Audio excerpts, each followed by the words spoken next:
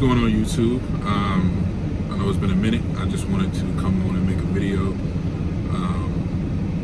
about some things that have been on my heart. And again, as always, I preface every video by saying I target all my videos to the people trying to get their foot in the door, or someone who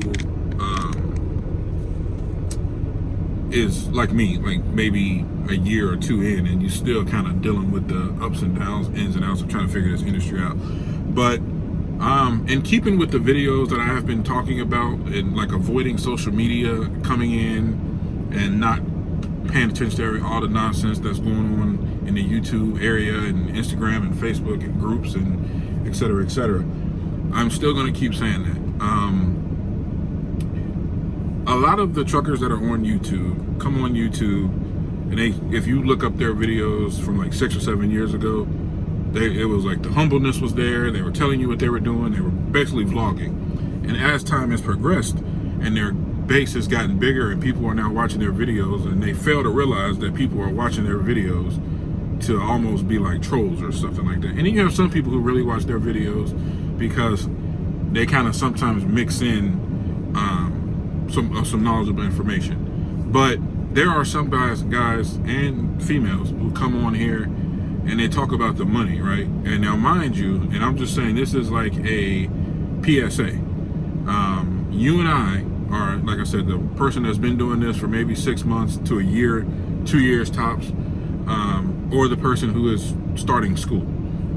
You are going to hear things on YouTube mainly that some guys are making some guys and females are making $1,800 a week, $2,000 a week, $6,000 a load, $3,000 a week, $1,300 a week, $1,500 a week. You're going to hear that conversation, but you have to realize when you step out of that classroom and you pass your CDL test and you pick the company that you want to go to, your first year you're probably going to do anywhere from, I would say on the low end, $600 to the high end, $1,100 a week. That's in your first year. Some people, like I have said in videos before, have been in situations where they got in with the company based off of maybe that company like paid for them to go to school, and they are giving them a higher rate. So maybe, let's say for example, a Swift driver fresh out of school is making 35 cents a mile with no experience. And then you have somebody who may have went to Werner, who was fresh out of school, but Werner paid for them to go to school, and then Werner's paying them maybe 58 cents a mile, but they're taking back that money out of their check every week that they covered for their tuition. So it kind of balances out to being the same thing. So on the surface, they might be making $1,900 a week, but they're really getting probably $700 pulled out for taxes and that tuition bill. So my whole point of saying this is, when you're on YouTube and you're trying to find valuable information, don't get discouraged by the person that's telling you they're making $1,800 a week and you're in a bad situation if you're making $800 a week, because you're new. Chances are you're watching my videos because you're new. Chances are you're watching my videos because you want to get into CDL. You're trying to figure out this is like a path for you.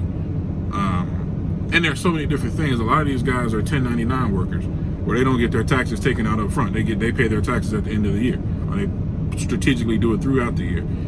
Some of them are W-2 workers who do a lease purchase, and they get a percentage of the load. So if the load pays the company that they leased onto $10,000, they may get, well, be realistic. If the company that they're leased onto is getting a load that's paying $6,000, this particular driver, say their lease purchase program says they pay 94% of the load, they get that money. Now you also have maintenance that you have to factor in, fuel, all that stuff has to go into that. So don't forget, like, really dig deeper into what you're watching and what you're listening to. And I'm not the best. I'm nowhere near the best. I'm not trying to be the best on YouTube. I am a truck driver. I love what I do. I am slowly starting to embrace all the nonsense that comes with it. I'm starting to embrace some of the mistakes I made in my first year, how it's hurting me today. Don't believe any of that stuff you hear about being a job hopper. Do not do that. I'm going to stand firmly against that. You have some people who say it's not a bad thing. Some people say it is a good thing. Being a job hopper is not a bad thing if you put in like at least a year or two at that company before you bounce around. Now, I'm not saying stay in a place and get treated like crap.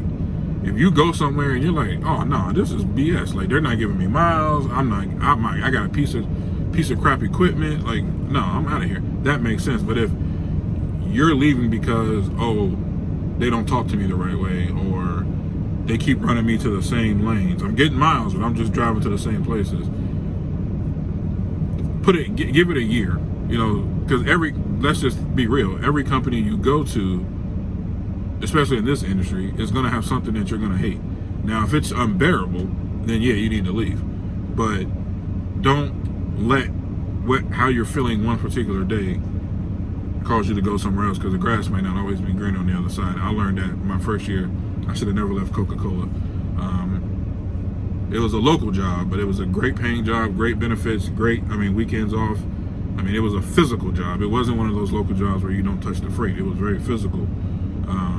But I made a lot of money, and I left because I didn't like the fact that they, I just outgrew it, I guess. And I was only there for like 7 months. But that was a rookie mistake. I should have never left there. But whatever, you learn from your mistakes. But yeah, to wrap this video up, be mindful, and I'll say it in every video, be mindful of what you're doing, how you're moving, how you're thinking. Get some resources about yourself. Do your own research. Some of the truck drivers, the best truck driver I can tell you to listen to on YouTube is KB the Trucker. KB the Trucker is by far the best truck. Now when I say I'm not the best, I consider him the best. He's very transparent. He's very upfront. He was a company driver, I think, for 8 months, and he went and got his own truck. And he's been running it ever since. He's a very positive dude. He will tell you if he thinks he will call you on your BS if you come in his live with the nonsense. But he's the best one, KB the Trucker, in my opinion. So yeah, that's all I got. Just be mindful, be respectful to yourself, and just enjoy the journey.